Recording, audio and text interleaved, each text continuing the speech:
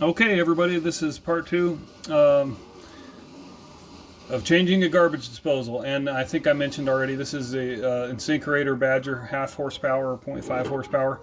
And one of the things I want to mention, I'm going to do this video, or this series, I guess, and it might take a little longer. I know, believe me, I watch YouTube, and I know sometimes I get tired of long videos, but I want to one of my frustrations with the videos, a lot of times they skip over stuff that was an unexpected challenge or something. So I'm going to try not to skip over. I'm going to try to tell you everything that came up. Obviously, your plumbing might be different. Obviously, you might get a different unit.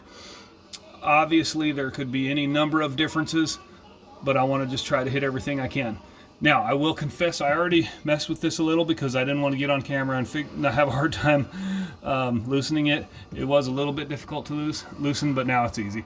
I didn't need any tools or anything. I did use a towel because that's just a little easier on your hand to grab it. So I loosened that a little bit. So let's just get that. And then I need the screwdriver to get in here. Let's take this off. Okay. Like I said, I know this makes the video a little longer, but I'll try to keep you entertained. Drop that one. Okay, now I got to go back on the other side. A little bit blind here. So, let's see if I can find that and get that in there. And you can see it's starting to leak, so I'm going to put that towel down. Or you might see that it's starting to leak. That's my wife's mini ironing board, which is going to catch this thing for me. Okay, where was I? Let me feel this and find the slot there. Okay, see if I can line this screwdriver up.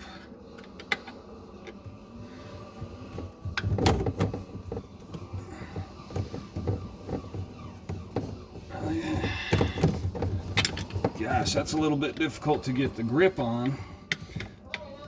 It's a little crowded in here. There we go.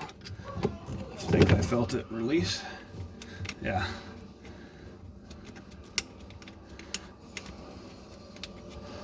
Okay, I'm just loosening that screw with my fingers. Okay, I got that out. And I will just mention a couple things I did notice in the instructions for this that it suggested to maybe take this opportunity to clean these pipes out a little bit, which I will do. Okay, I'm just going to leave that there I guess I'll get it off. Okay, so that's off. I'm not sure if I'll take that off or not, but I'll wait till I get the unit out. Okay, I'm just going to leave this here so I don't lose it or misplace it. Okay, now I'm going to release. Okay, so that was your drain line. Now I'm going to you see that? Okay, it's in there. I'm going to release this for the dishwasher, and that's what feeds the water back in. So dishwasher water will drain through here. Okay. So let's just loosen that. Pull, and I'll just leave that on there for when I need it again. Okay, so that's. Let's point this up. No, just maybe a little bit.